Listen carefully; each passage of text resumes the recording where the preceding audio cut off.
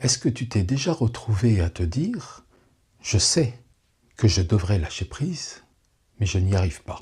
Tu connais peut-être des techniques, tu as peut-être essayé, et pourtant, quelque chose en toi continue de tenir, de se crisper, de vouloir contrôler.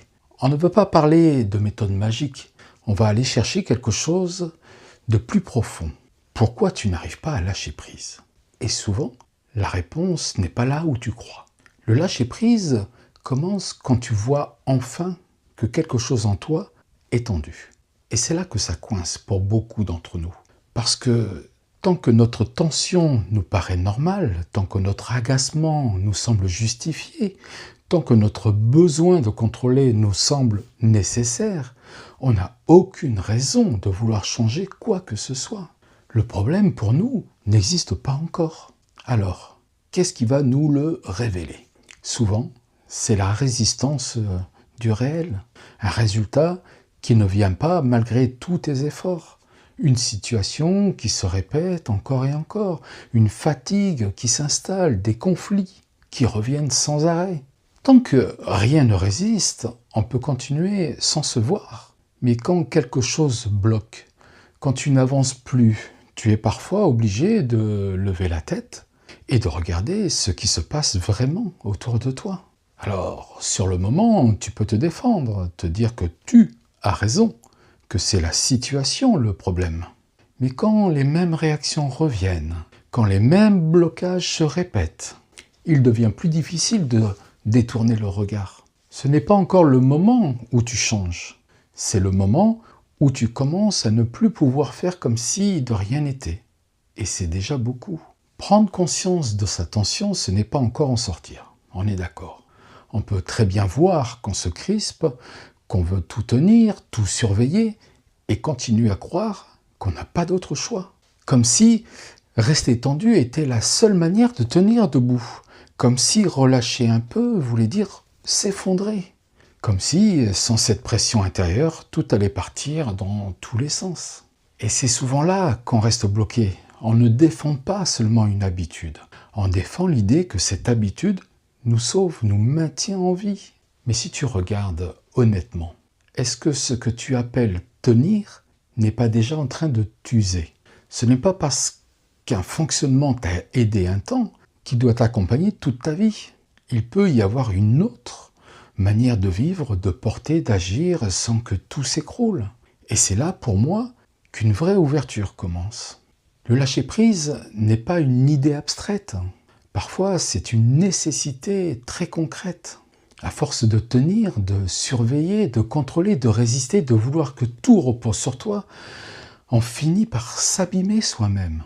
On croyait se protéger, on croyait tenir debout, on croyait éviter le pire. Mais si tu regardes vraiment honnêtement, ce que tu entretiens en toi te coûte peut-être plus que ça ne te soutient. Alors, le contrôle rassure, c'est vrai. Tu as l'impression d'être à l'abri. Alors tu surveilles, tu vérifies, tu ajustes, tu restes tendu, prêt à réagir. Et parfois, tout ça semble logique. Mais est-ce que ça ne te coûte pas intérieurement? Car, à force de vouloir tout tenir, tu ne te reposes jamais vraiment.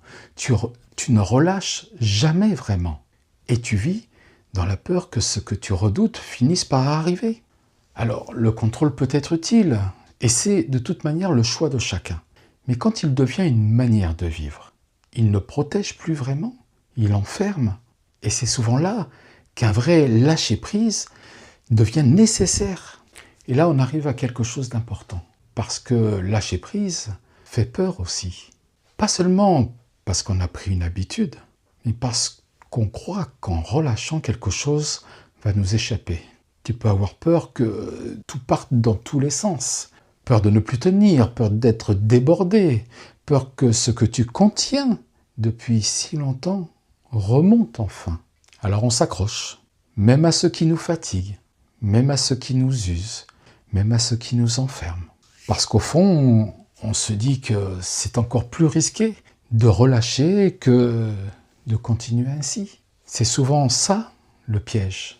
On voit que notre manière de tenir nous abîme, mais on redoute encore plus ce qui pourrait arriver sans elle.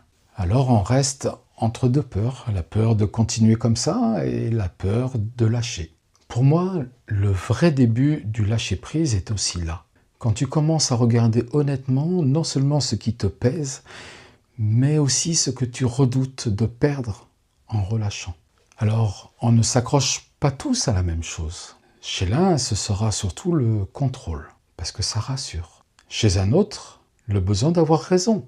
Chez un autre encore, la peur de ses propres réactions, le besoin d'être aimé, la culpabilité, l'image de soi, ou la difficulté à laisser exister certaines émotions.